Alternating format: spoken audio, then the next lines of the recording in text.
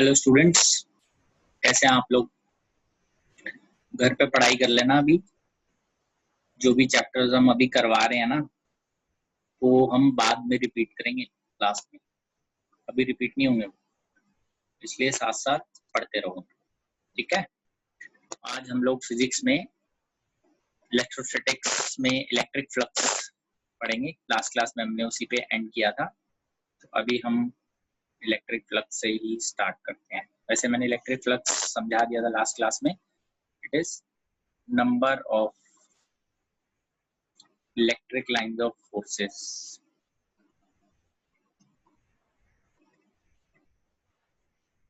passing through a surface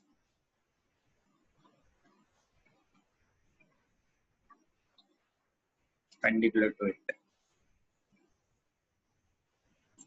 ठीक है। तो इलेक्ट्रिक फ्लक्स जो है वो इस तरह से आप ऐसे समझ सकते हो कि एक हमारे पास सरफेस है, ठीक है। उस सरफेस में से फील्ड लाइंस बाहर की तरफ आ रही हैं, तो हम उस सरफेस को डिवाइड करते हैं बहुत सारे छोटे सरफेसेस के अंदर।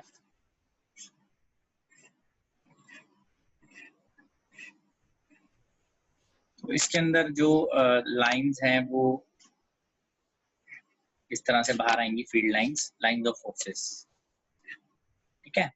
और इसमें हम एरिया वेक्टर भी दिखा सकते हैं हर एक सरफेस का। जैसे ये एरिया वेक्टर है, आप देख सकते हैं, स्मॉल DA1 एरिया वेक्टर है।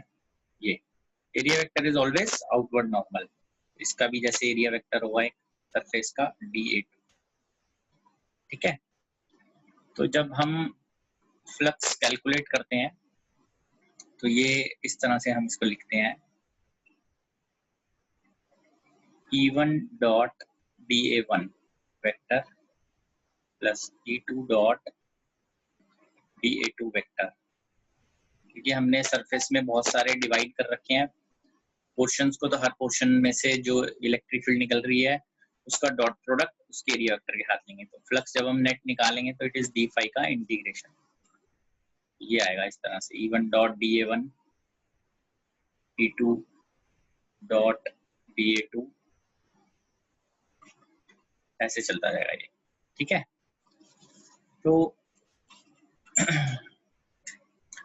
फाइनली इलेक्ट्रिक फ्लक्स जो है वो हम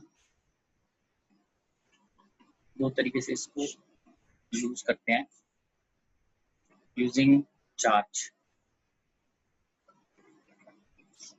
हम फ्लक्स जब निकालते हैं तो हम लिखते हैं charge enclosed by surface by epsilon naught. तो हम लिखते हैं 1 bye epsilon not times charge enclosed by surface. Electric flux is 1 by epsilon naught times charge enclosed by surface,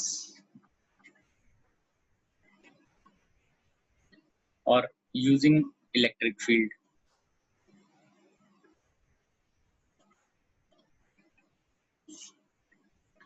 तो फ्लक्स जो है जब हम इलेक्ट्रिक फील्ड का यूज करते हैं तो वो ऐसे आ जाता है E डॉट DA वेक्टर, ठीक है। If E vector is uniform, अगर E वेक्टर यूनिफॉर्म है तो E बाहर आ जाएगा, डॉट इंटीग्रल DA वेक्टर।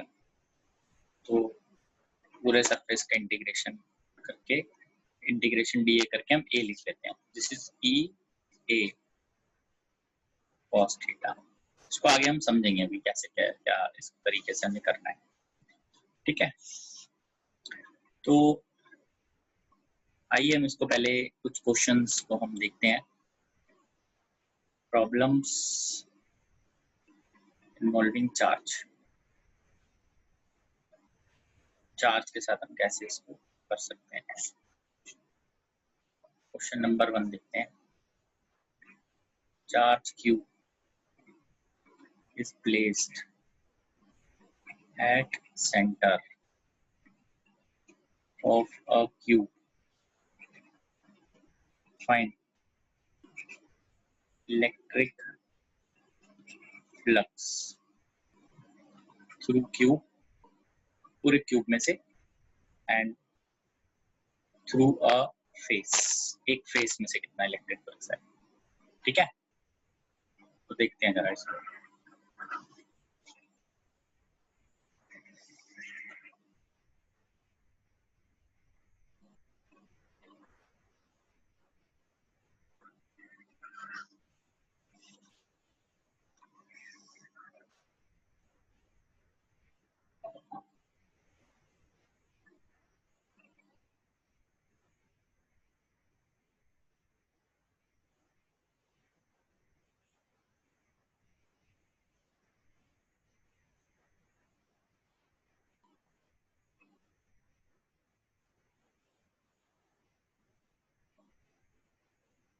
एक चार्ज को हमने सेंटर पे रखा हुआ है। अब इसमें से, क्योंकि फील्ड लाइंस तो निकल ही रही है यहाँ से, तो net flux through cube is Q by epsilon not. ठीक है, फर्स्ट का first part through cube. Second, flux through one face. अब क्योंकि ये सेंटर पे है, हर फेस से इक्वी डिस्टेंट है, टोटल फेसेस कितने हैं इसके अंदर? 6, तो एक फेस में से 1/6 हो जाएगा। ठीक है, ये आपको ध्यान रखना है अब इसके अंदर। इसमें एक इंपॉर्टेंट बात है, if charge is shifted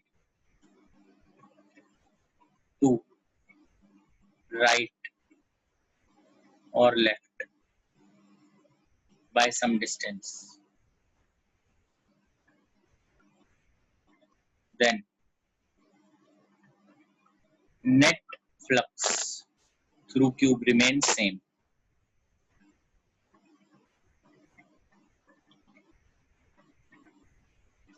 Whereas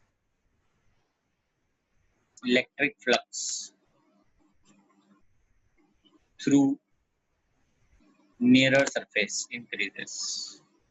ठीक है, तो मतलब ये है कि टोटल तो सेम रहेगा।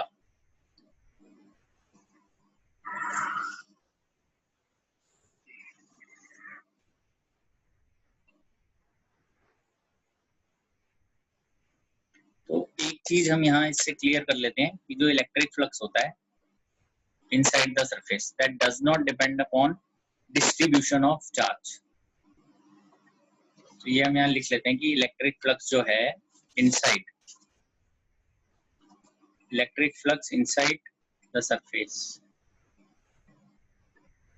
Electric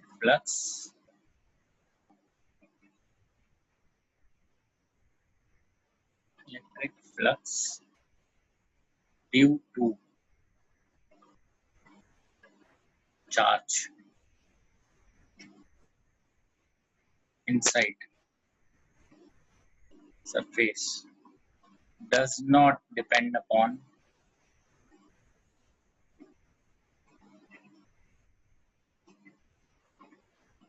its distribution। मतलब वो कैसे डिस्ट्रीब्यूटेड है, यूनिफॉर्मली है, नॉन यूनिफॉर्मली है, बस टोटल पता करना होता है, उस पे बेस्ड होता है।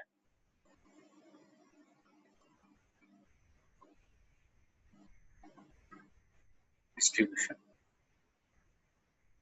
ठीक है, उसके डिस्ट्रीब्यूशन पे डिपेंड नहीं करता, टोटल चार्ज के ऊपर डिपेंड करता है। Depends upon total charge. कहाँ कैसे डिस्ट्रीब्यूटेड है ये मैटर नहीं करता, depends upon total charge only. ठीक है, तो आइए सेकंड क्वेश्चन देख लेते हैं। Charge Q is placed at one of corner of a cube as shown। Show भी करेंगे इस पर हम। Find net electric flux through cube, cube में से नंबर 2 थ्रू शेडेड फेस।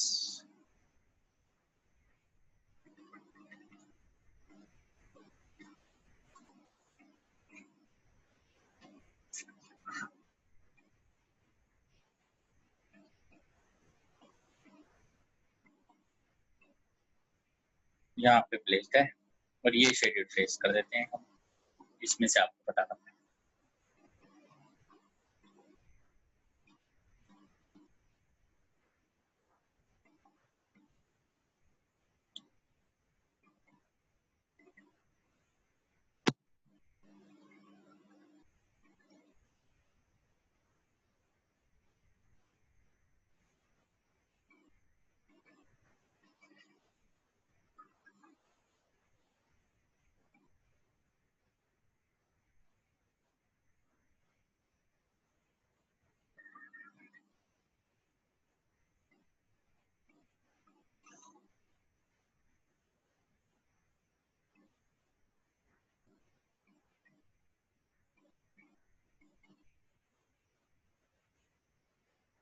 भाई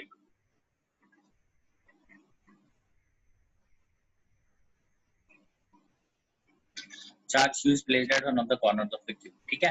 तो अब अभी हम क्या करते हैं, इस क्यूब के कॉर्नर पे, तो क्यूब में से निकालना है, शेडेड पोर्शन में से निकालना है, तो हम इसको इस तरह से डिवाइड करते हैं कि इस क्यूब के 3 तरफ क्यूब रखते हैं, सो दैट नीचे 4 क्यूब हो जाएंगे, फिर 4 इसके ऊपर रखते हैं, ठीक है। तो ये वाला जो चार्ज है ये सेंटर पे आ जाएगा। तो कुछ इस तरीके से हम लोग इसको प्लान आउट करेंगे, वैसे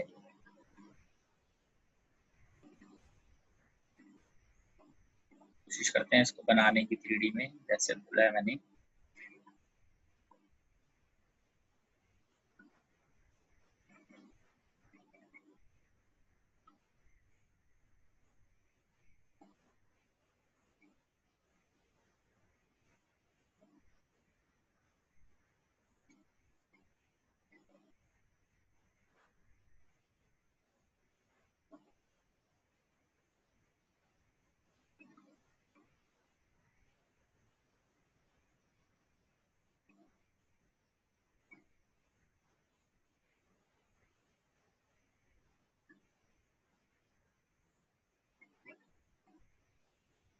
तो आप देख रहे हैं 1 2 3 4 5 6 7, पीछे 8।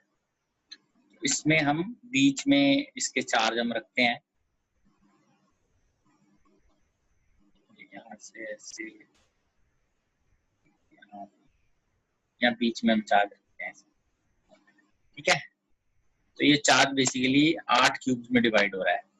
तो जब मैं इसका आंसर लिखूंगा ए पार्ट का, flux through one small cube, छोटे क्यूब इसमें से, it is cube by 8 epsilon not, total 8 में डिवाइड हो जाएगा ये, ठीक है। और अब अगर बी पार्ट निकालना है शेडेड, तो ये बेसिकली मान लेते हैं ये वाला क्यूब था, शेड ये वाला पार्ट हो रहा है।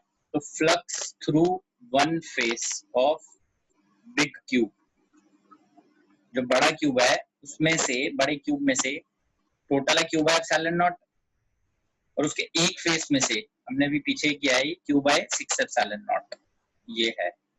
और उसका जो शेडेड पोर्शन है वो उस बड़े वाले फेस का 1/4 है। तो ये आंसर बन जाता है क्यूब बाय 24 एप्सिलॉन नॉट। फिर से देख लो, मैंने ये क्यूब था, इसके कॉर्नर पे रखा हुआ था ये चार्ज, तो इस क्यूब से निकालना है एक, तो कितना है, और एक ये शेडेड पोर्शन से निकालना है। तो उसके लिए हमने क्या किया, इस क्यूब के 3 तरफ ऐसे ही सिमिलर क्यूब रखे, फिर इसके ऊपर 4 और रख दिए, तो टोटल 8 क्यूब हो गए, ये सेंटर पे आ गया। जब ये सेंटर पे आएगा तो हम, ये एनक्लोज हो गया इसमें, जब तक एनक्लोज नहीं होगा तब तक मैं ये फॉर्मूला नहीं लगा सकता क्यू बाय एप्सिलॉन नॉट वाला। तो ये पूरा एनक्लोज हो गया, तो इस पूरे स्फीयर में से क्यू बाय एप्सिलॉन नॉट, क्योंकि 8 स्फीयर्स 8 क्यूब से लेके बना हुआ है और सारे सिमेट्रिकल है, सब में से इक्वल निकलेगा, तो क्यू बाय 8 एप्सिलॉन नॉट आ गया एक क्यूब में से। अब वो क्यूब जो हमारा रिक्वायर्ड है वो ये मान लेते हैं ये वाला क्यूब है, तो उसका ये वाला फेस शेड कर दिया मैंने। इसमें से कितना निकलेगा, तो बड़े वाले क्यूब में से, इस पूरे बड़े वाले क्यूब में से निकल रहा था क्यू बाय एप्सिलॉन नॉट, तो उसके एक फेस में से निकलेगा क्यू बाय 6 एप्सिलॉन नॉट, और इस एक फेस का ये 1/4 पार्ट है, क्यू बाय 24 एप्सिलॉन। ये तरीका है इसको करने का।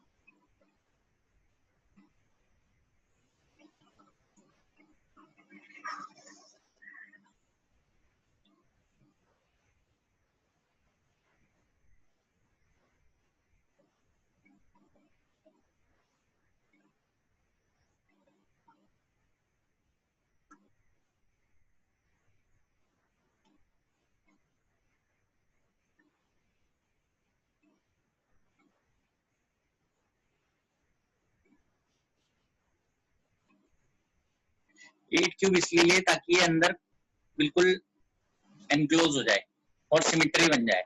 जब ये 8 क्यूब्स के सेंटर पे आ जाएगा तो ये हर क्यूब में बराबर देगा फ्लक्स, ठीक है। जब ये 8 क्यूब के सेंटर पे आएगा तो ये बड़े वाला क्यूब बन गया, उसके सेंटर पे आ गया, तो ये जो 8 क्यूब्स बनते हैं ऊपर और नीचे के, उन सब में से बराबर इलेक्ट्रिक फ्लक्स देगा। तो नेक्स्ट है charge cube is placed at centre of base of a cone opened at bottom.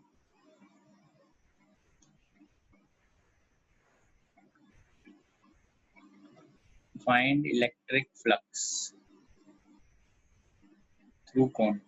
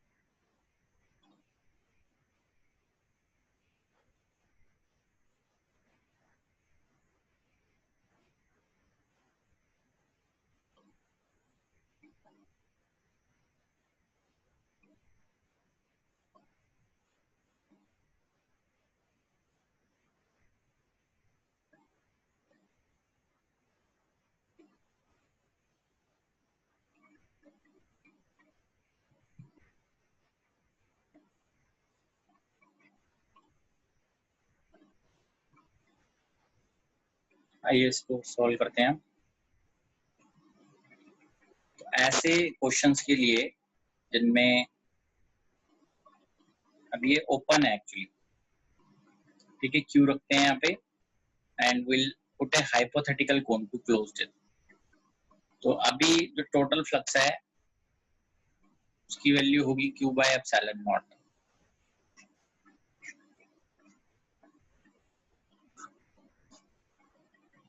Basically concept है सिमेट्रिकल होने की वजह से जितना फ्लक्स ऊपर वाले कोन में से निकलेगा उतना ही नीचे वाले कोन में से निकलेगा।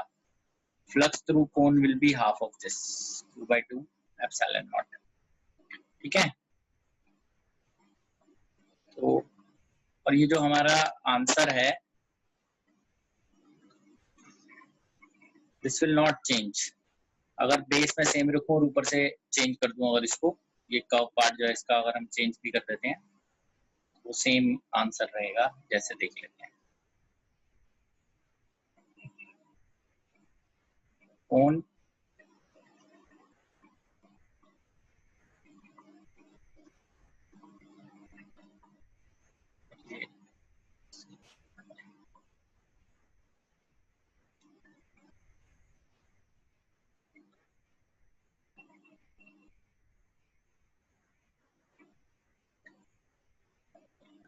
सेकंड क्वेश्चन में जो क्यूब रखा था उसके आसपास 3 क्यूब रखने हैं, ताकि ये था एक क्यूब, एक यहाँ रखा, एक यहाँ रखा, एक यहाँ रखा, फिर उसके ऊपर रख दिए 3 क्यूब उसके आसपास रखे और उसके बाद 4 क्यूब उनके ऊपर रख दिए। फिर फाइनली बड़ा बन गया ना क्यूब ये।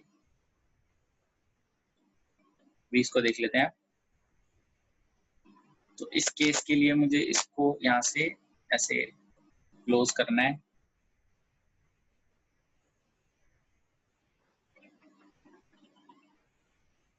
इन सब में फ्लक्स थ्रू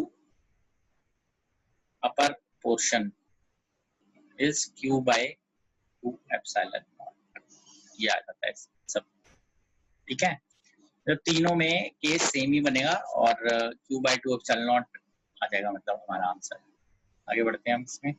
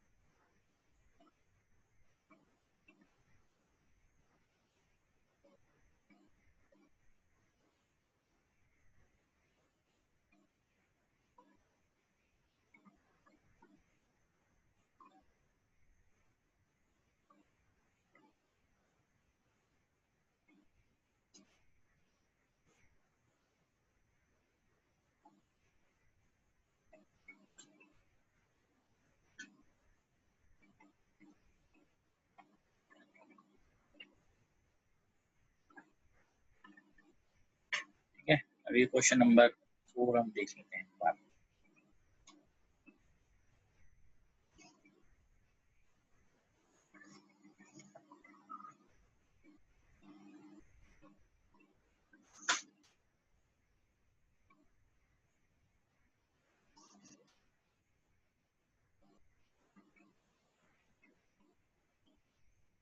तो आइए इसके अंदर, जैसे ये ए है, तो अभी हम यहाँ पर इस टाइप से इसको बनाते हैं एक बार। जो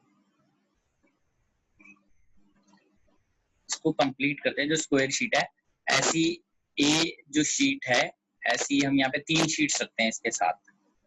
कुछ देखिए ऐसा कुछ बनने वाला है फाइनली।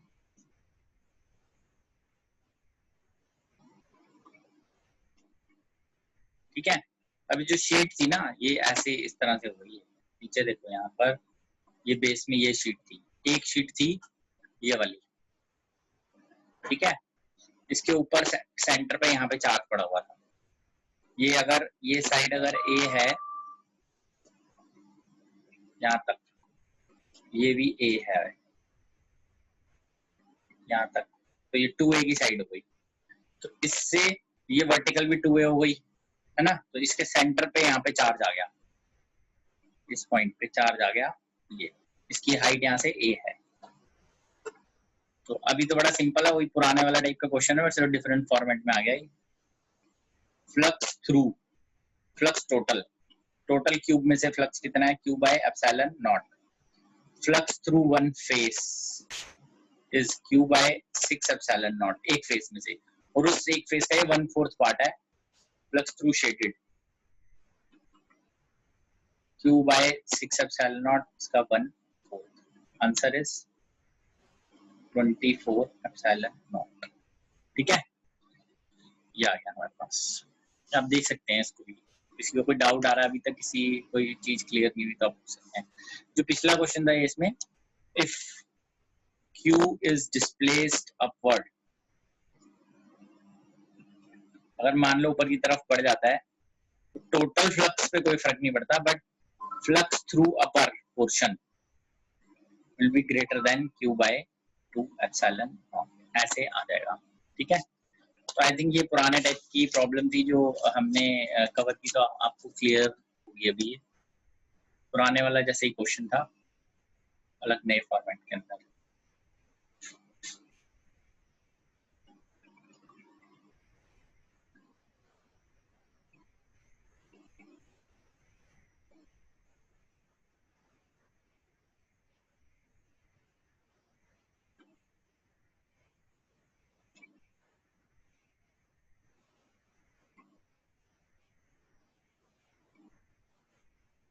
इसमें क्या था, एक स्क्वायर शीट है जिसकी साइड ए है, उसको बॉटम पे रखा, उससे ए डिस्टेंस ऊपर एक कॉर्नर से चार्ज रख दिया। तो हमें पता करना है चार्ज की वजह से शीट में कितना फ्लक्स जाएगा।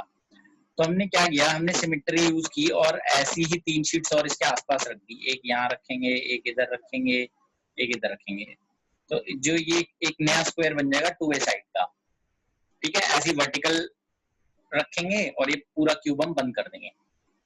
तो 2A साइड जो है ये है इस क्यूब की, तो क्यू जो है उसके सेंटर पे आ जाएगा, ये हाइट 2A हो जाएगी इनकी यहाँ पे। तो टोटल फ्लक्स जो इस क्यूब में से निकलेगा वो क्यू बाय एप्सिलॉन नॉट होगा।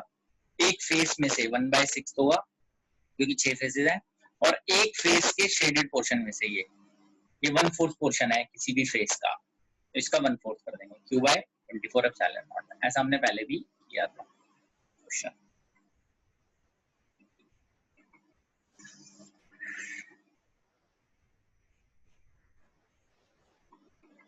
ठीक है, अब नेक्स्ट हम आगे बढ़ते हैं, electric flux using electric field. Electric field को यूज करके इलेक्ट्रिक फ्लक्स कैसे हमें पता करना है। तो जैसे हमने पीछे इसको लिखा ही था, E डॉट डी एस, ई अगर है तो ये हम ऐसे यूज कर लेते हैं, डी एस या डी ए कुछ भी हम लिख सकते हैं इसमें, डॉट ए। ठीक है, तो आइए इसमें देखते हैं क्वेश्चन नंबर 5।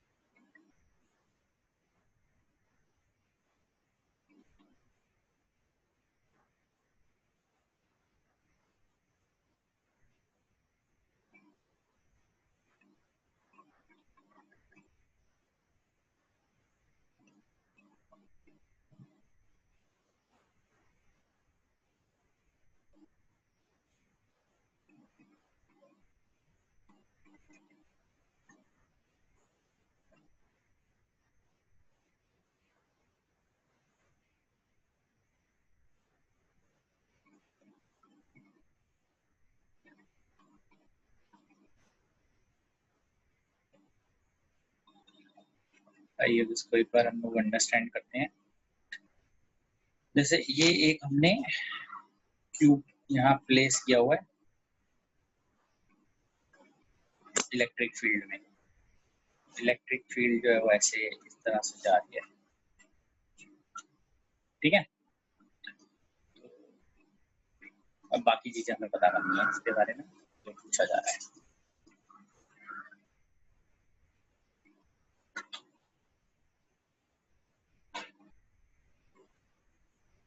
पहले हमने जो क्वेश्चन किया उनमें चार्जेस इन्वॉल्व थे, अब इलेक्ट्रिक फील्ड इन्वॉल्व है। तो ये देखते हैं जरा इसको। क्वेश्चन नंबर 5, इसके अंदर हमें क्योंकि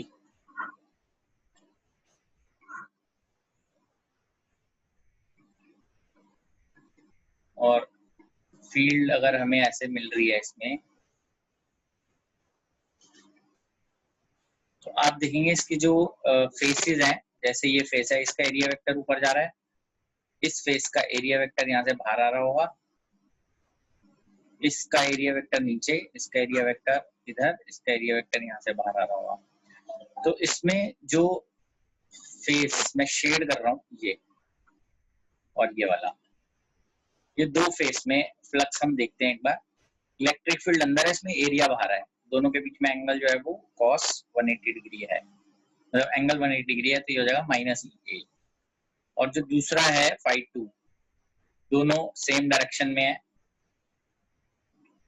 ई नॉट ऐसे लिखते हैं इसको, ये भी इसमें ई नॉट a cos 0, क्योंकि सेम डायरेक्शन है तो प्लस ई नॉट a। बाकी सारे जितने भी हैं उनकी वजह से जो भी फ्लक्स है वो 0 है, क्योंकि electric field area vector perpendicular चल रहा है।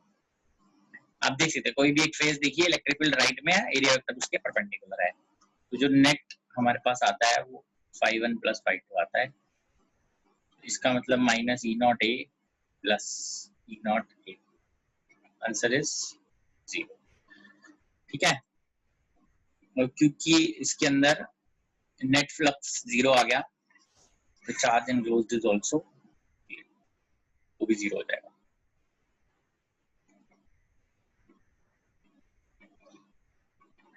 Q enclosed is also 0, ये चार्ज enclosed by ε0 होता है, therefore charge enclosed is also 0।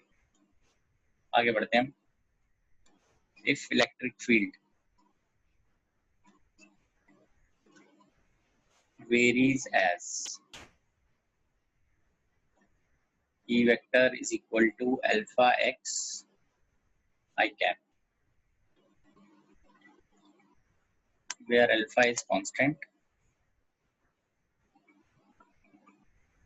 and x is distance along x-axis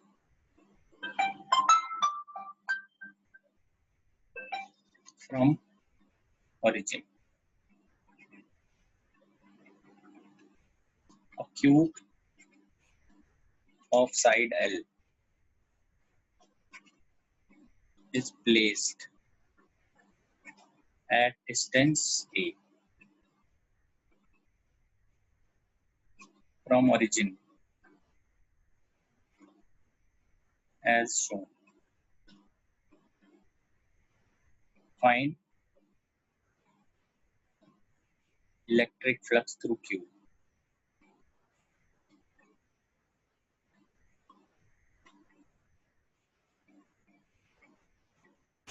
Charge enclosed in Q.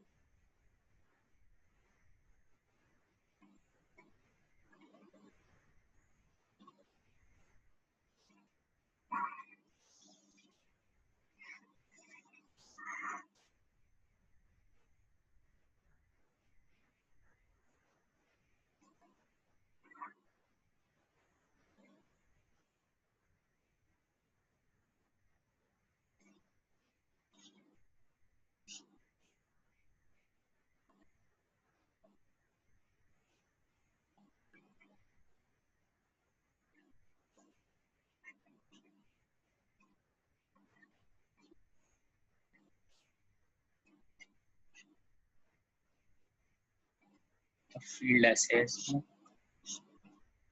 ठीक है। E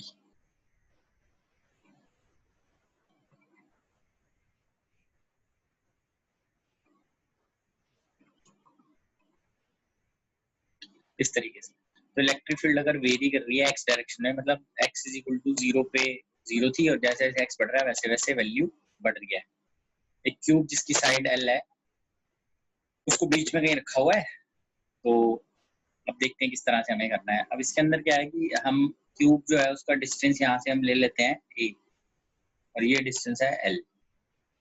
तो अगेन मेरे को मालूम है इसके अंदर की जो एरिया वेक्टर है वो हर एक फेस के परपेंडिकुलर ही आएगा ऐसे।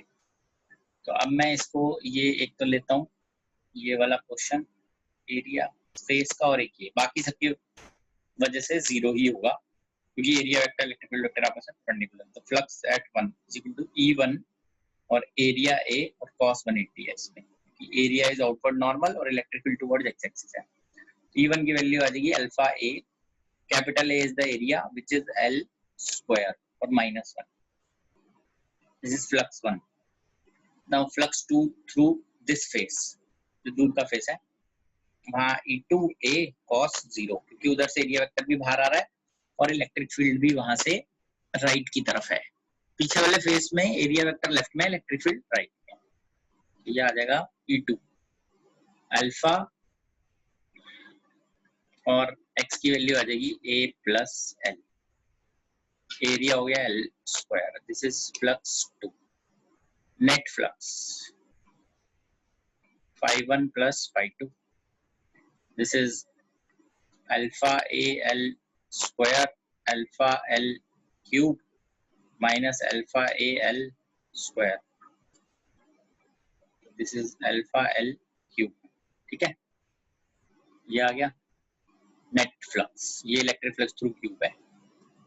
अब नेक्स्ट क्या इसमें पता करना है हमें,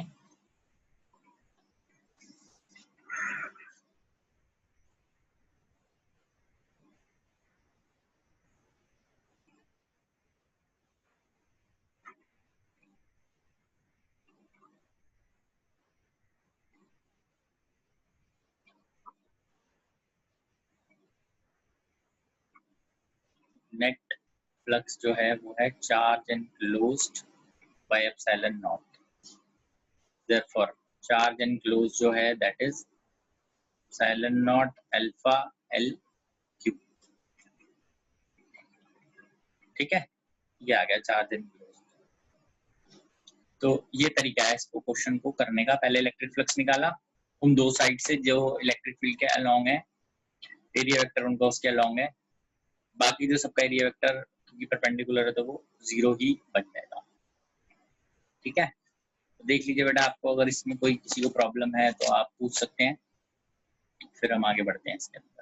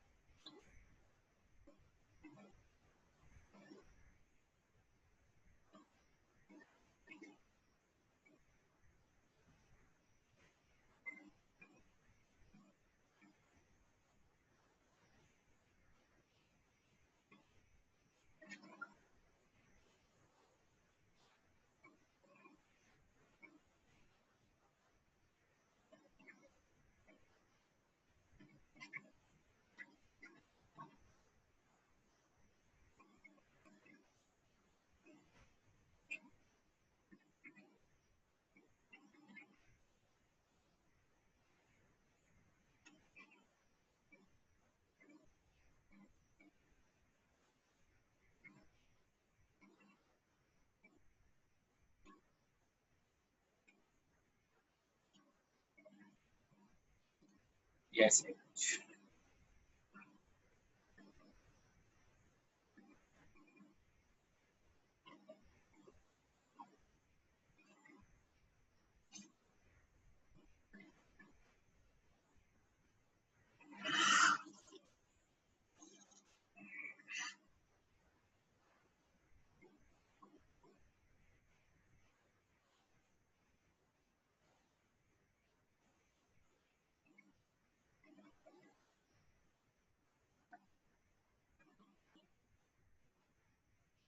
ये इसको अंडरस्टैंड करते हैं जरा।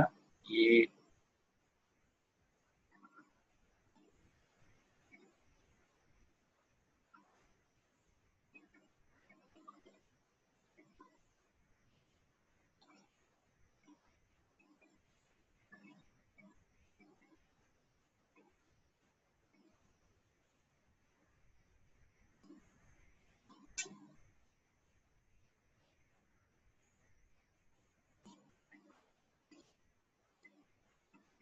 ठीक है।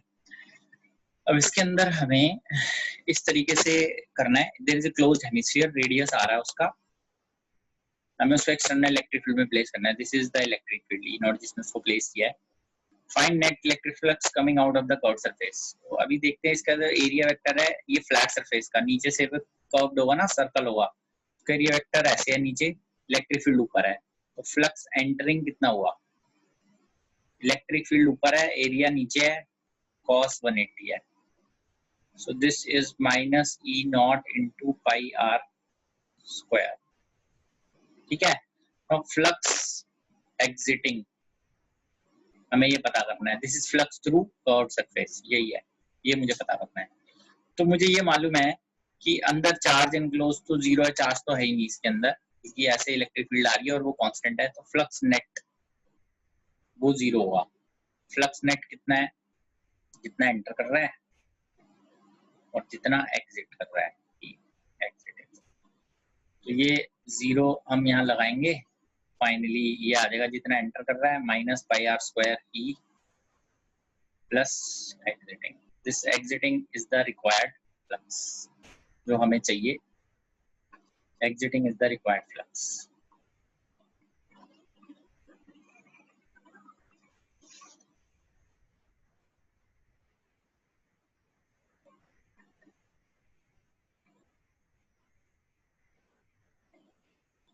अभी इसके अंदर फ्लक्स एग्जिट या जो कर्व सरफेस से निकलेगा वो पाई आर स्क्वायर ई नॉट होगा। तो आप इसमें देख सकते हैं कि फाइनली जो एग्जिट वाला है वो पाई आर स्क्वायर ई नॉट है, और अगर ये केस जैसा मर्जी हो, ठीक है, जब तक बेस का रेडियस आर है, फील्ड तो हम ऐसे ही दिखा रहे हैं, वर्टिकल फील्ड है, आंसर विल रिमेन सेम, क्योंकि हमें तो नीचे के एरिया से मतलब होता है, आप देख रहे हैं। Therefore flux through curve part is pi R square E naught, ठीक है जी। तो ये है तरीका।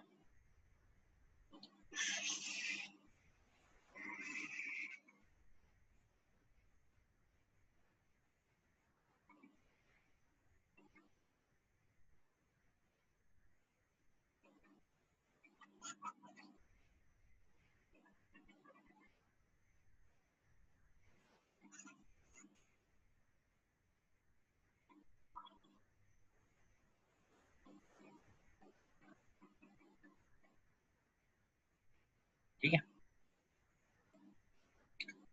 तो एक क्वेश्चन हम और इसमें देख लेते हैं, जैसे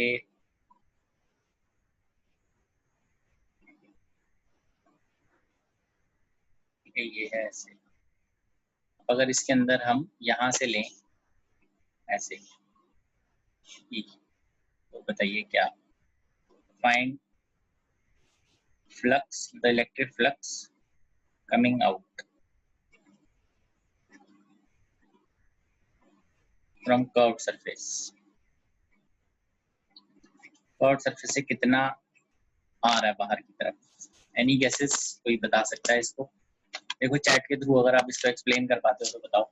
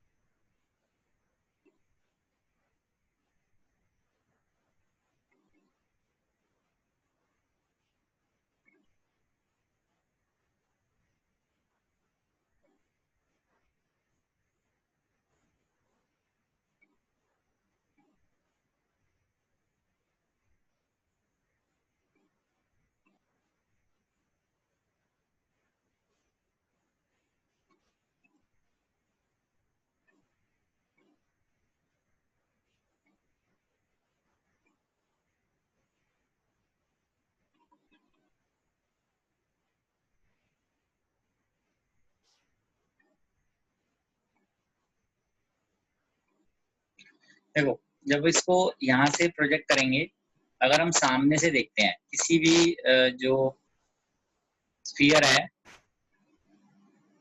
जब आप इसको देखेंगे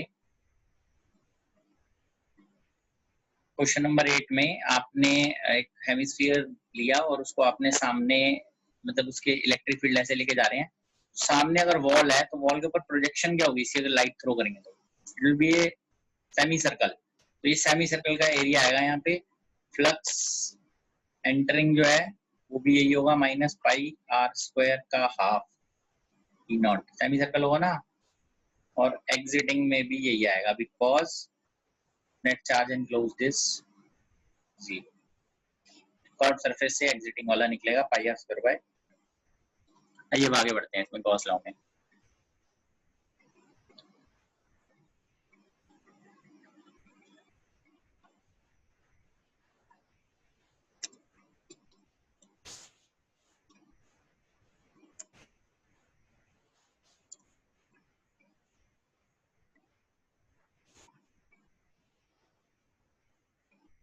ठीक है, तो हम गॉस लॉ एक बार देखते हैं, गॉस लॉ क्या कह रहा है। तो यहाँ पे गॉस लॉ कह रहा है कि सरफेस इंटीग्रल जो है इलेक्ट्रिक फील्ड का, that is 1 by epsilon naught time charge enclosed bye Gaussian surface. तो इसको एक बार हम लिखते हैं, this is E dot ds is equal to charge enclosed ENCL by epsilon naught। तो ये हम इस तरह से हम लिख सकते हैं। अब गॉसियन सरफेस क्या होता है वो देखते हैं।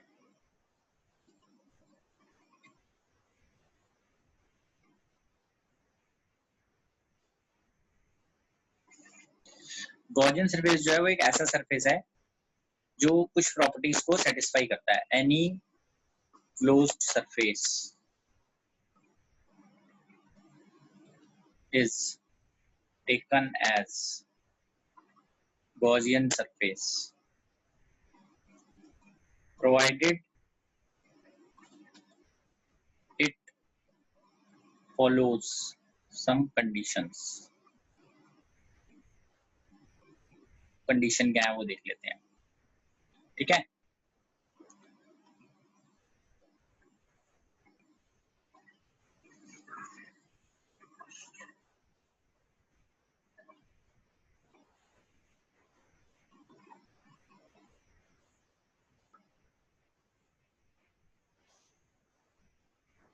तो ये पॉइंट नंबर 1 है, Gaussian surface must be chosen in such a manner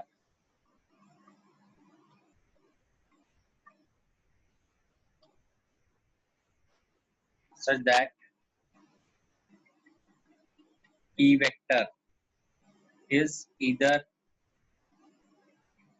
parallel or perpendicular to A vector। या तो E vector parallel हो उसके या फिर perpendicular हो। No point charge should be placed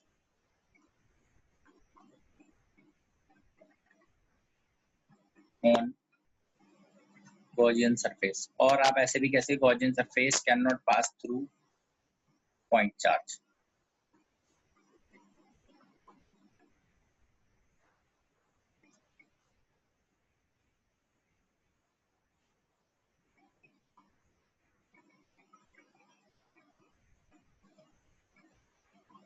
point charge के ऊपर से नहीं लेके जाना,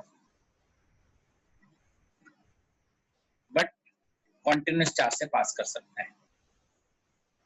but Gaussian surface can pass through continuous charge।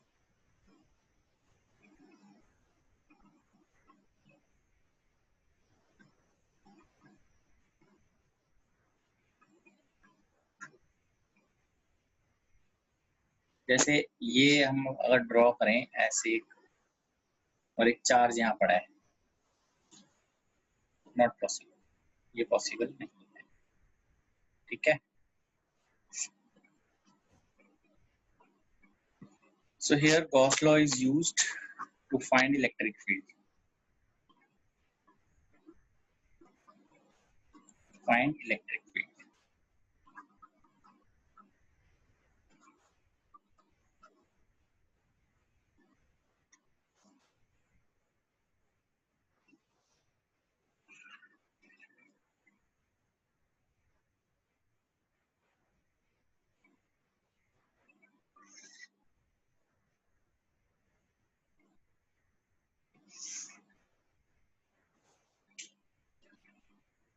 Important. If flux is equal to 0, then E vector the electric field may or may not be 0. याद रखिए.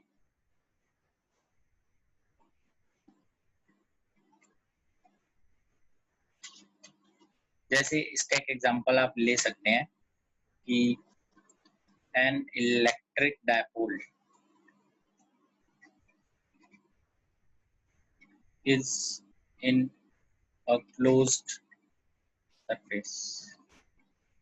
ठीक है, जैसे ये है, ये एक सरफेस ले लेते हैं हम, इसके बीच में हम डायपोल डाल दिया -q + q, तो नेट फ्लक्स तो 0 हो गया इसमें से, इस सरफेस में से, बट E वेक्टर नॉट 0 है. इलेक्ट्रिक फील्ड अलग अलग आएगी ना, यहाँ पे अलग होगी, इधर अलग होगी, ये तो हम निकालते ही हैं एट एनी एंगल थीटा पे और आर पे, तो वो अलग अलग हो जाएगी. तो फ्लक्स 0 का मतलब इलेक्ट्रिक फील्ड 0 हो भी सकती है और नहीं भी हो सकती.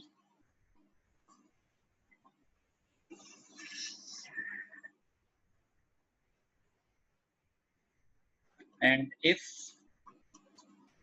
इलेक्ट्रिक फील्ड इज 0, अगर इलेक्ट्रिक फील्ड 0 होती है, then electric flux is 0.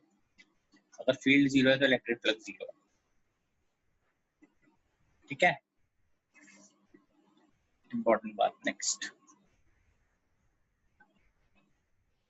Electric flux through a surface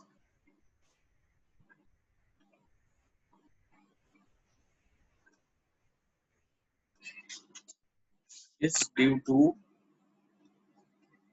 all charges present inside the surface only. अंदर के चार्जेस की वजह से है, सिर्फ बाहर जो है उनसे कोई मतलब नहीं है. Inside the surface, electric field which is found using Gauss law.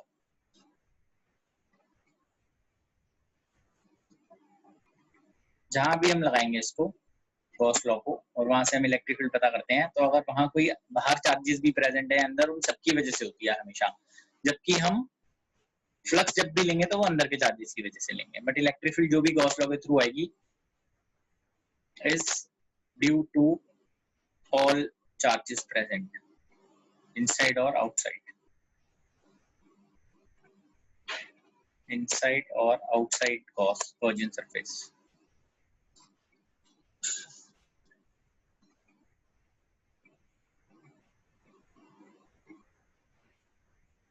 ठीक है, तो आप देख लीजिए, अगर अभी इसमें से आपको किसी को कुछ पूछने का है तो आप पूछ सकते हैं, फिर मैं आगे स्टार्ट करता हूँ. ठीक है, किसी को कुछ पूछना है तो आप पूछ लीजिए.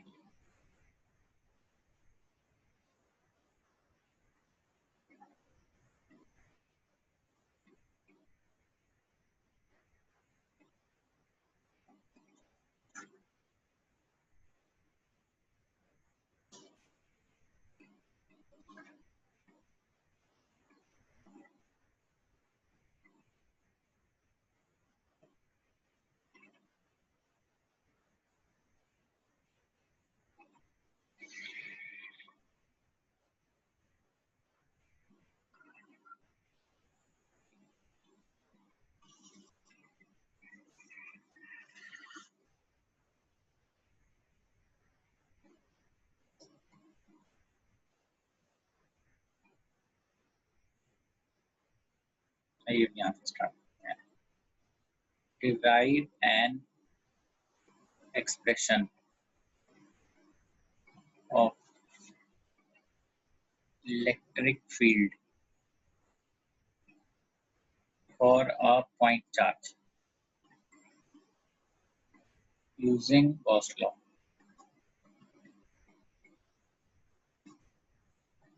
ठीक है। तो अब इसमें ये प्लस क्यू का चार्ज है, इसमें फील्ड ऐसे आप देख सकते हैं, ऐसे निकलेगी फील्ड।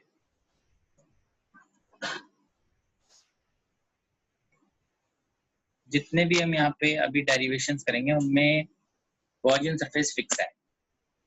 क्या लेना होता है, मतलब अपनी मर्जी से कुछ भी नहीं लेना, वो पहले से ही फिक्स है, लर्न करना है भाई ये होगा।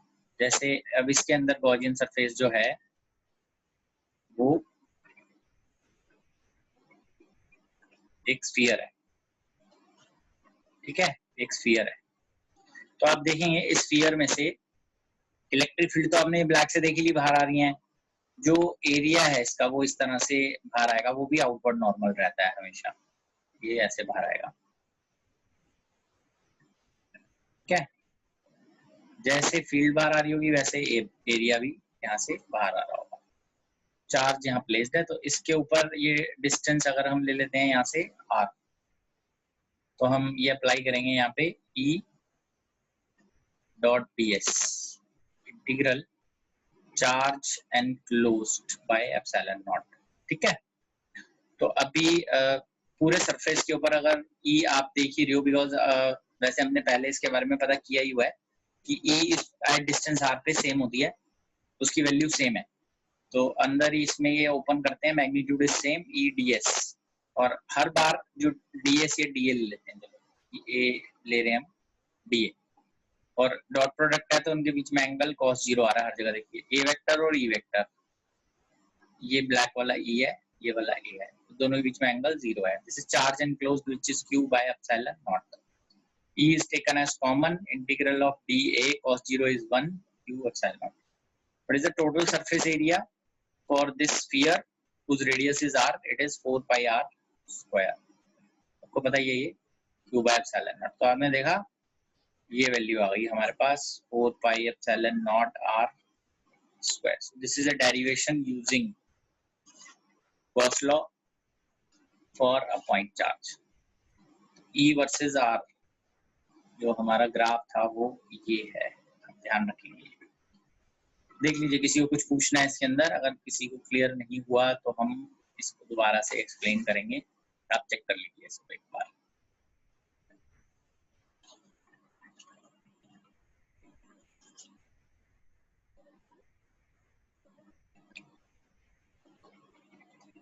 चेक कर लीजिए इसको बेटा, किसी को कुछ पूछना है तो बता दीजिए।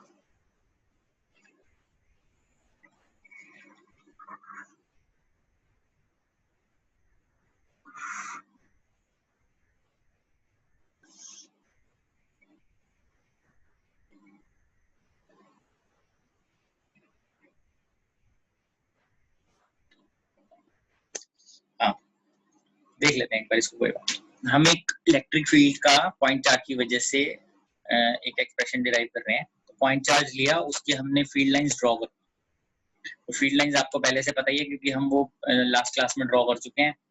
तो अब जो पॉइंट है, जो पॉइंट चार्ज है जो सर्कुलर टाइप के हैं ना, जो भी उनमें सर्कुलर नहीं सॉरी स्फेरिकल टाइप के हैं, उनमें स्फीयर ही बनता है गॉसियन सरफेस। तो स्फेरिकल गॉसियन सरफेस लेते हैं एट डिस्टेंस r पे चार्ज से, वहां से इलेक्ट्रिक फील्ड बाहर आ रही है और एरिया वेक्टर भी उस स्फीयर का हमेशा रेडियली आउटवर्ड होता है।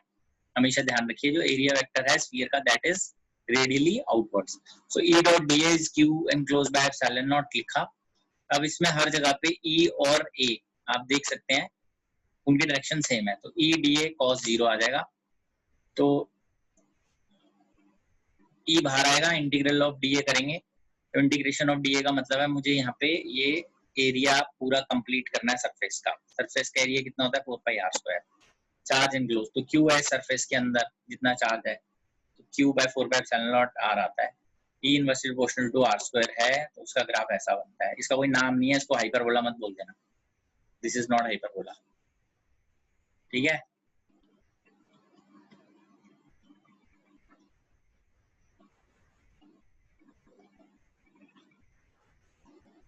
अब हम इसके अंदर बात करते हैं होलो स्फेरिकल कंडक्टर की।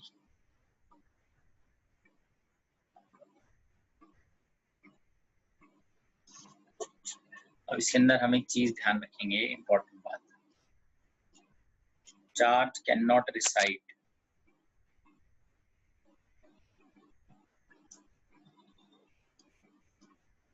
inside a conductor. कभी भी चार्ज किसी भी कंडक्टर के अंदर नहीं रह सकता, तो कभी भी नहीं रह सकता, इसका मतलब net charge enclosed by a conductor is zero. Conductor के अंदर हमेशा चार्ज जीरो आएगा। ठीक है, अब आगे बढ़ते हैं इसमें।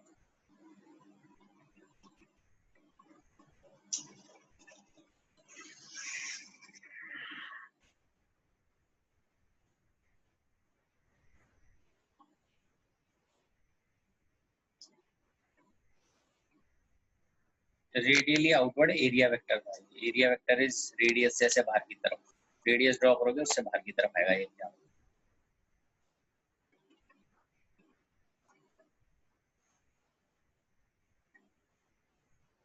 ठीक है, derive an expression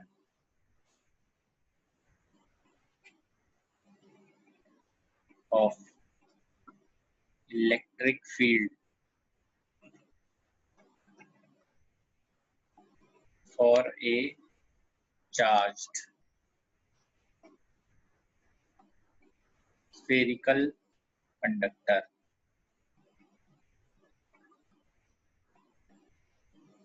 inside and outside of it.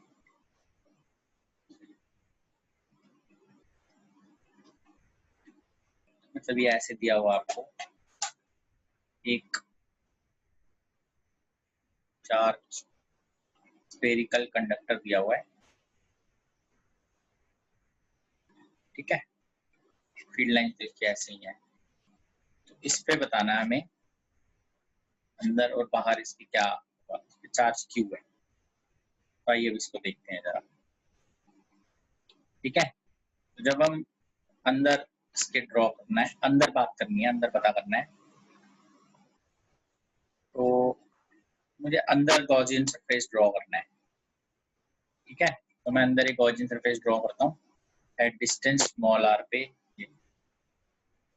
तो हम अगर इसमें ई डी एस लगाते हैं, यहाँ पे ई dot D S, charge enclosed bye epsilon not. What is the charge enclosed? It is zero. तो जैसे ही चार्ज एनक्लोज जीरो आता है तो इलेक्ट्रिक फील्ड भी अंदर क्या आ जाती है? जीरो। तो अंदर किसी भी कंडक्टर के electric field is always zero. आगे बढ़ते हैं आउटसाइड के लिए।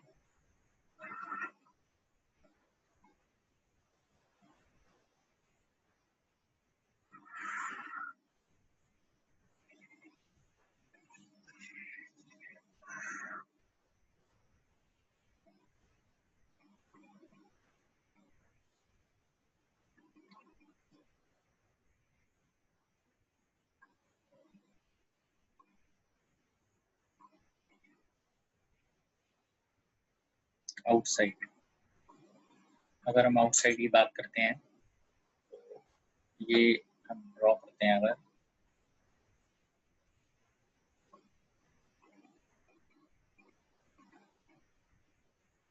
ठीक है,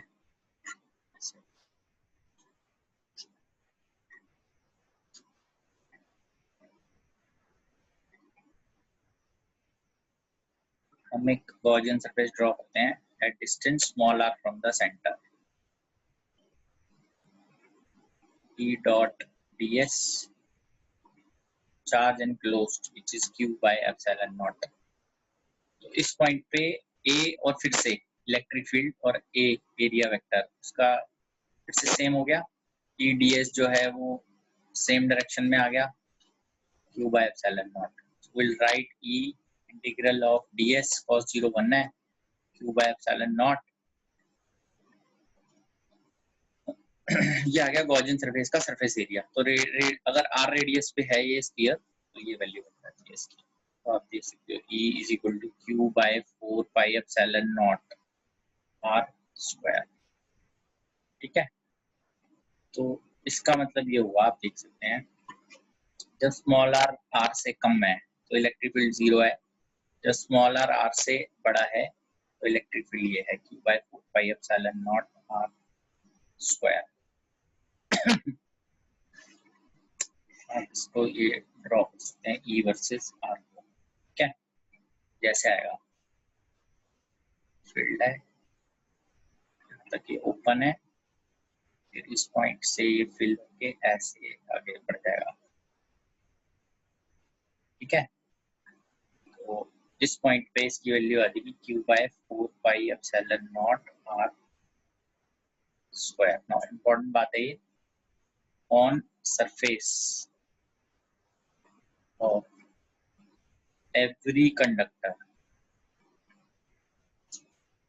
electric field is sigma by epsilon not. कैसे? सिग्मा क्या है? अब यहाँ पे हम सिग्मा अगर देखें, सिग्मा है charge density, total charge, total area 4πr square. तो यहाँ आप इसकी वैल्यू डालेंगे 4πε0 r स्क्वायर, तो देखेंगे आप ये मैच कर जाएगा ये। तो आप इसको सिग्मा बाय एप्सिलॉन नॉट भी लिख सकते हैं। क्लियर? साथ साथ हमें ग्राफ पता होने चाहिए, साथ साथ हमें ई की वैल्यूज ऐसे मालूम होनी चाहिए कि अंदर अगर हम पता करेंगे किसी भी कंडक्टर के तो क्या होगी, और बाहर पता करेंगे तब क्या वैल्यू आएगी, ठीक है। आगे बढ़ते हैं। कभी भी आए चार्ज स्फेरिकल कंडक्टर तो ये डेरिवेशन करनी है, ठीक है।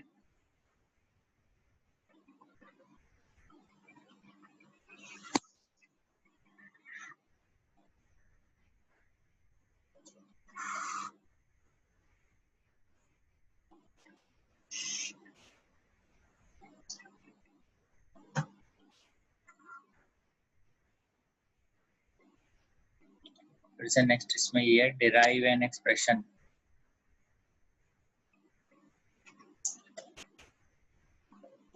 Of electric field for a non conducting dielectric sphere.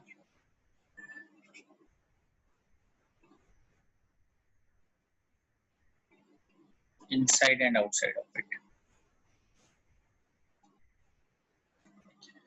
अब कई बार क्या होता है कि ये जो लिखा हुआ है जैसे नॉन कंडक्टिंग डाइलेक्ट्रिक स्फीयर, इसकी जगह ना एनसीईआरटी में कई बार इसको बोल देते हैं सॉलिड स्फीयर। हालांकि सही नहीं है बात ये, but non conducting dielectric sphere को सॉलिड बोला जाता है ऐसे। इसका मतलब ये होता है जो भी कंडक्टर है उसके हमेशा सरफेस पे रहता है चार्ज, और नॉन कंडक्टिंग डाइलेक्ट्रिक जो भी है उसके अंदर भी चार्ज फील्ड होता है, ठीक है। रेडियस तो इसका आर है, तो उसके अंदर हम डिफाइन करते हैं सिग्मा सरफेस चार्ज डेंसिटी, इसके अंदर हम डिफाइन करते हैं वॉल्यूम चार्ज डेंसिटी 4/3πr, ठीक है बेटा। तो आइए इसको हम करते हैं आगे, सॉल्व करते हैं।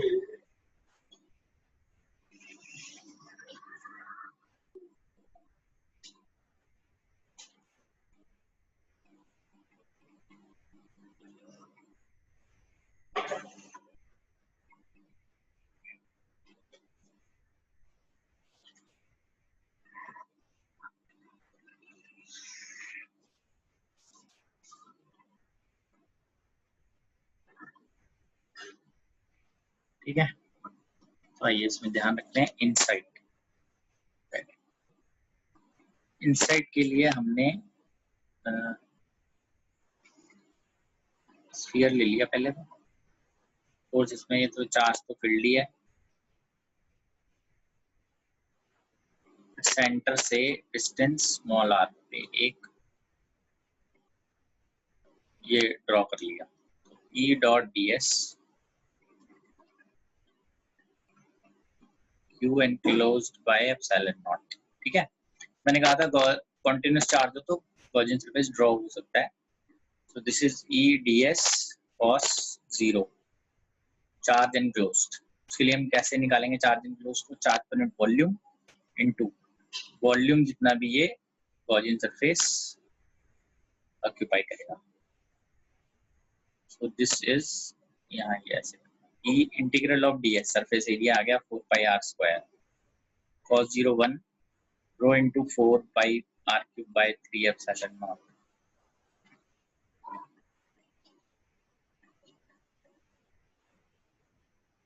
हाँ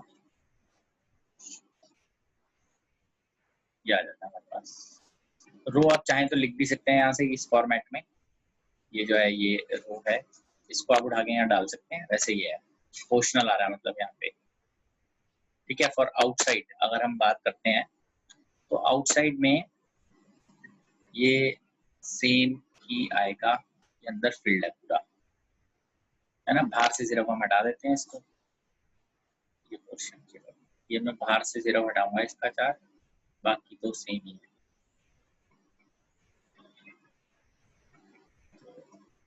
ये इस तरह से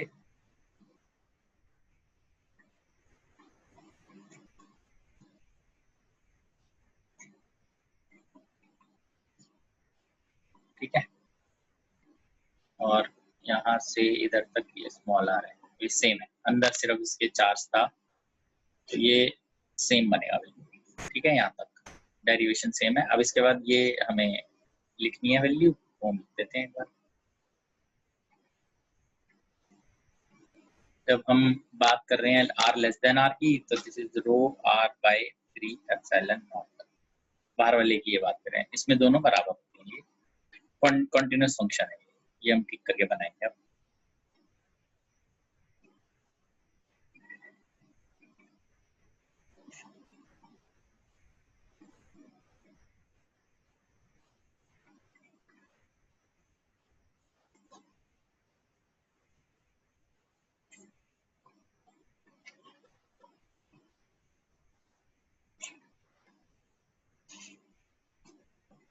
E वर्सेस r अगर हम बनाते हैं तो ये ऐसे बन जाता है, प्रोपोर्शनल आ रहा है आपके पहले, इसके बाद ऐसे आ जाए,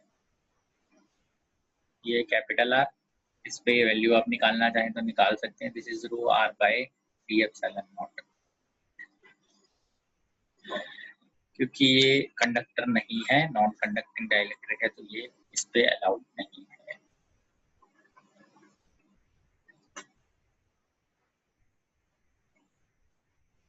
ठीक है, आप चाहें तो इसको आप Q की वैल्यू यहाँ से रख सकते हैं 4/3 पाई,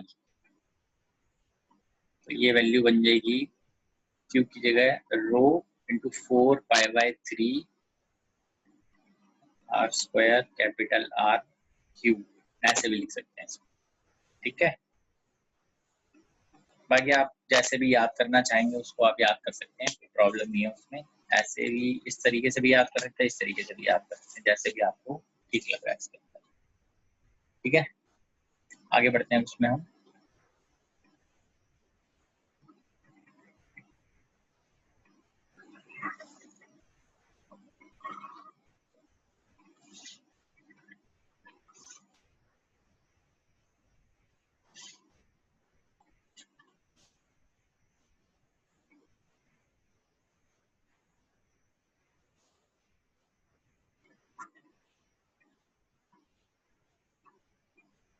Derive an expression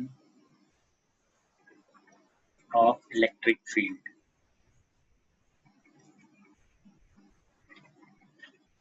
for infinite charged wire।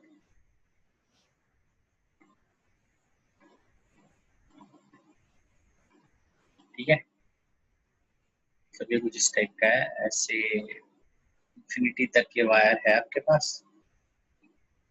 आपको इसकी वजह से फील्ड पता करनी है, इसकी एक्सियल, इसकी इक्विटोरियल पोजीशन। एक्सियल पे तो वायर ही है, तो इनके लिए अब जैसे हम गॉसियन सरफेस ध्यान देते हैं।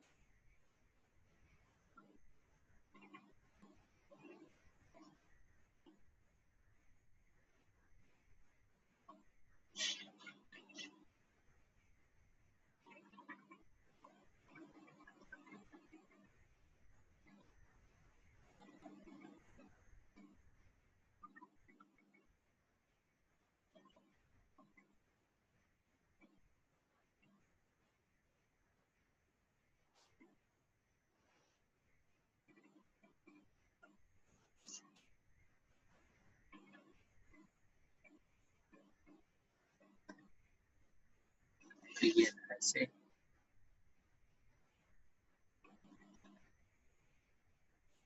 ठीक है। अब इसकी वजह से हम जो इसमें जो फील्ड है वो इस तरह से जाएगी रेडियली आउटवर्ड्स। एक वायर आप ले सकते हैं, उस वायर में फील्ड जो है वो अगर हम साइड से देखें यहाँ से तो फील्ड जो है वो ऐसे निकल रही है वायर में से। ये वायर है, this is wire coming out of this plane.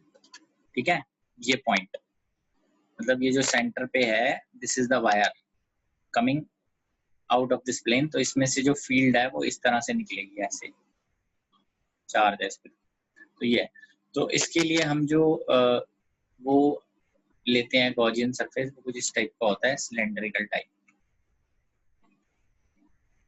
ठीक है, लेंथ L, रेडियस R।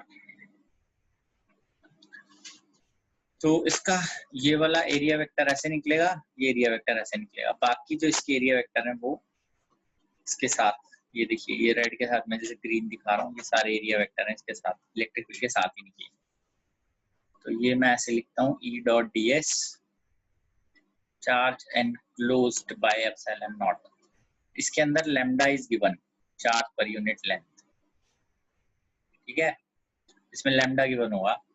तो इसको हम 3 पार्ट में डालेंगे, N1 ये वाला एंड, N2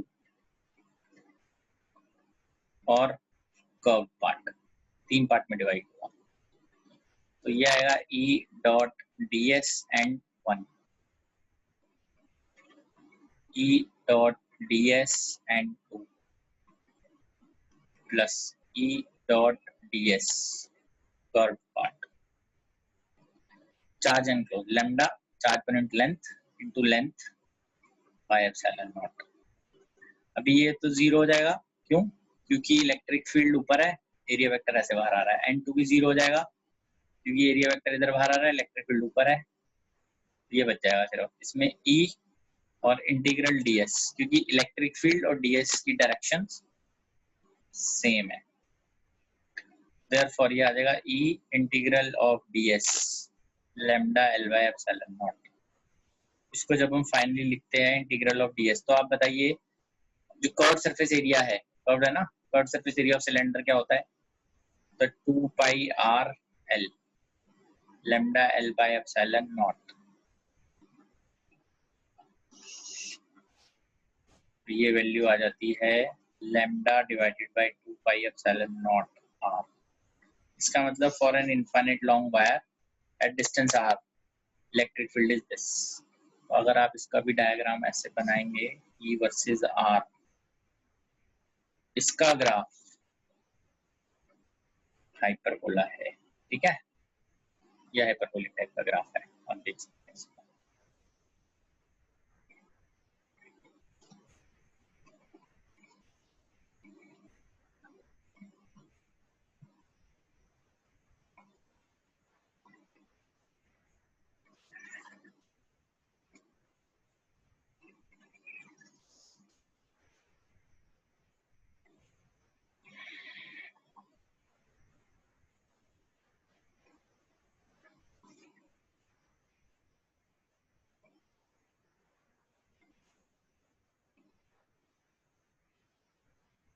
N1 N2 में इसलिए 0 गया क्योंकि इलेक्ट्रिक फील्ड और एरिया वेक्टर परपेंडिकुलर है। ध्यान दो, एरिया वेक्टर इधर बाहर निकल रहा है, इलेक्ट्रिक फील्ड ऐसे है परपेंडिकुलर।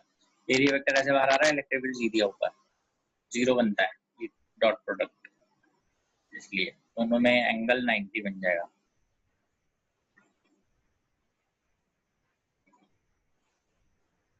ठीक है, नेक्स्ट ये है derive an expression of electric field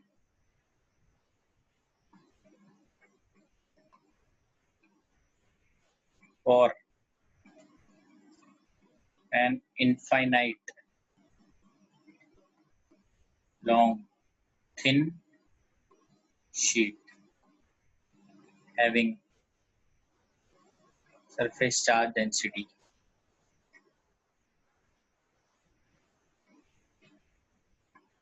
sigma। ठीक है, इसका मतलब क्या है? इसका मतलब है जैसे कि आप पेपर की तरह इसको लीजिए, प्लेन पेपर है, and that is extended to infinity from all the sides, और चार्ज है उसके ऊपर, surface charge density is given. तो इसको सॉल्व करने के लिए हम इसको साइड से जब देखेंगे इस तरह से, ये ऐसे एक्सटेंड हो रहा है इंफिनिटी तक, ये इस टाइप से है, सिग्मा इस पे दिया हुआ है। तो हम इसमें सिलेंड्रिकल गॉसियन सरफेस डालते हैं,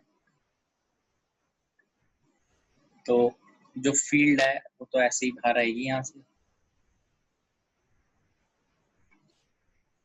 फील्ड से ऐसे इस शीट से ऐसे ही बाहर आ रही होगी, ठीक है। और जो एरिया वेक्टर है, अब वो देखते हैं। एरिया वेक्टर यहाँ से ऐसे ए बाहर आएगा, इधर से भी ये बाहर आएगा, रेड वाली इलेक्ट्रिक फील्ड है, इधर से एरिया वेक्टर ऐसे बाहर आएगा और इधर से ऐसे बाहर आएगा, कर्व में से ऐसे बाहर आएगा इस तरह से। अगेन जब इसके ऊपर हम अप्लाई करेंगे E dot D S, charge enclosed bye epsilon not, फिर इसको हम 3 पार्ट में डालेंगे, N1 N2 कर्व, ठीक है।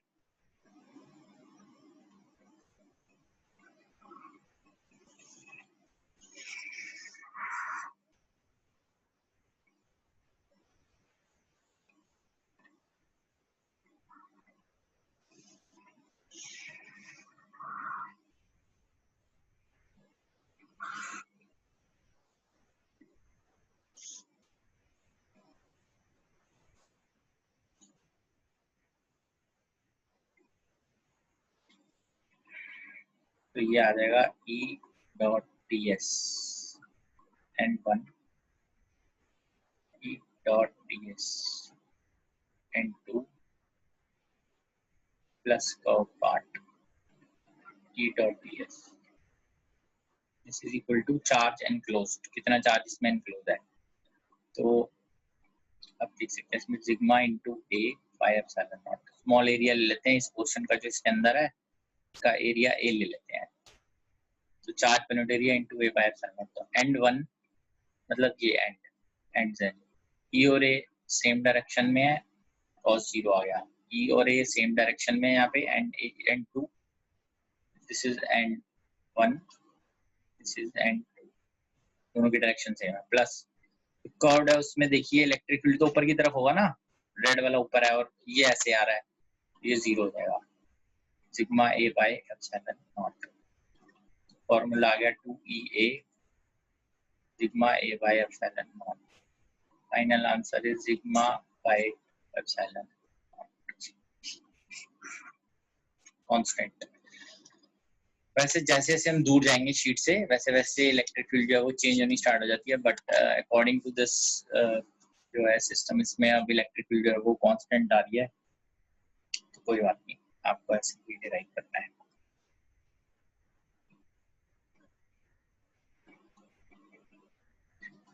जो भी गॉसियन सरफेस है वो फिक्स है, अभी उन पे हम कोई भी डिस्कशन नहीं कर सकते, वो फिक्स गॉसियन सरफेस है, वैसे ही लेने हैं।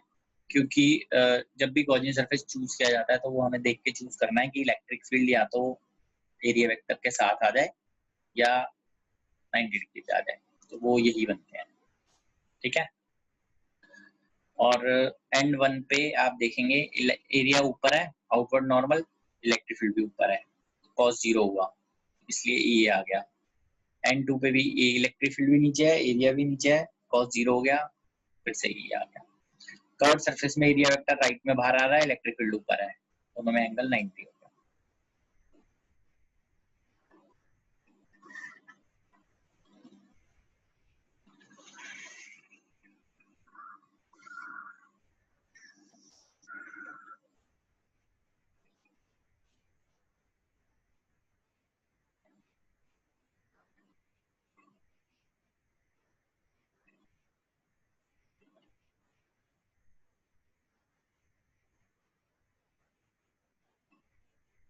अब इसमें अगर हमारे पास इनफाइनाइट शीट है, जैसे कि हम देखते हैं ऐसे वर्टिकल ऐसे दिखाते हैं प्लस सिग्मा, तो इसकी वजह से इधर फील्ड अगर निकालेंगे तो वो इस तरह से होगी, पॉजिटिव है।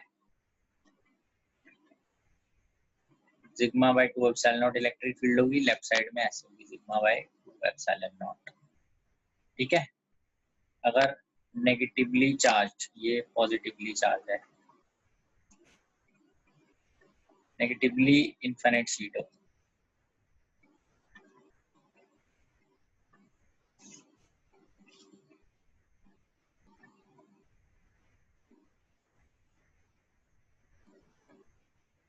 तब फील्ड की डायरेक्शन ऐसे हो जाएगी रिवर्स, या मैग्नीट्यूड डालना है बस। ठीक है। For positively charged sheet, electric field is always away from the charge. Value is this. For negatively charged sheet, electric field is always towards the charge. और magnitude is sigma by 2 epsilon naught. ठीक है।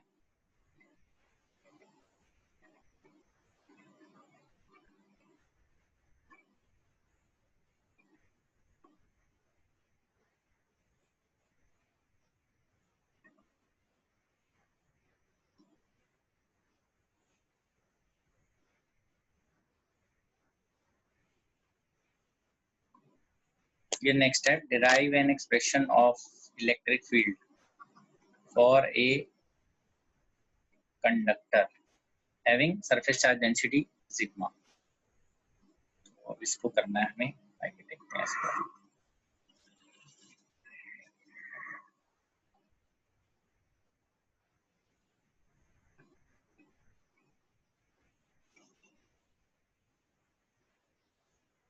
तो जब भी हम इसको लिए करते हैं वो हम कंडक्टर के लिए जूम करते हैं, कंडक्टर इज थिक।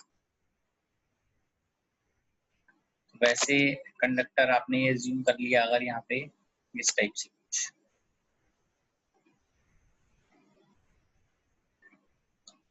इसमें फील्ड ऐसे बाहर आएगी यहाँ से भी।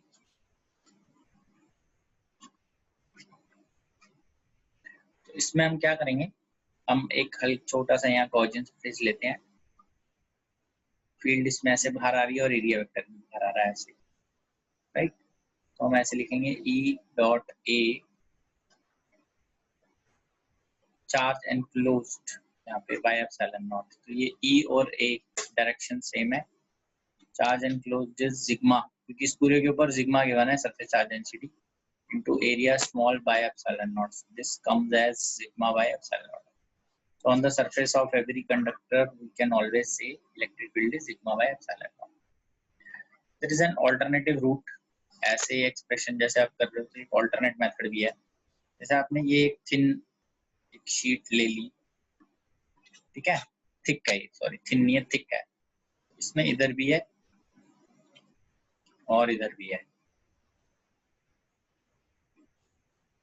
इधर भी सिग्मा है और इधर भी सिग्मा है। तो जब आप राइट साइड पे अगर आप पता करेंगे इलेक्ट्रिक फील्ड, तो एक तो this conductor will behave as a thin sheet, two thin sheets की तरह बिहेव करेगा। एक ये थिन शीट होगी, एक ये थिन शीट होगी। तो इसकी वजह से इस पॉइंट पे इलेक्ट्रिक फील्ड इधर होगी, which is sigma bye 2 epsilon not. ऐसी जो ये थिन शीट बनेगी एक, क्योंकि एक कंडक्टर जो है वो दो थिन शीट्स में डिवाइड हो गया, उसकी वजह से भी राइट में आएगा सिग्मा बाय 2 एप्सिलॉन नॉट। तो नेट इलेक्ट्रिक फील्ड आप देखते हैं वैल्यू बन जाएगी 2 sigma bye 2 epsilon not, which is sigma by epsilon naught. ये भी एक ऑल्टरनेट है, ठीक है। तो आज हमने गॉस लॉ के ऊपर सारी डेरिवेशन देख ली है। आज के लिए इतना ही करते हैं, इनको रिवाइज कीजिए ढंग से, अच्छे से पढ़िए, इतनी समझ में आएगा तो आगे डिस्कस करेंगे फिर से। आगे मैं चैप्टर नेक्स्ट क्लास में और डिस्कशन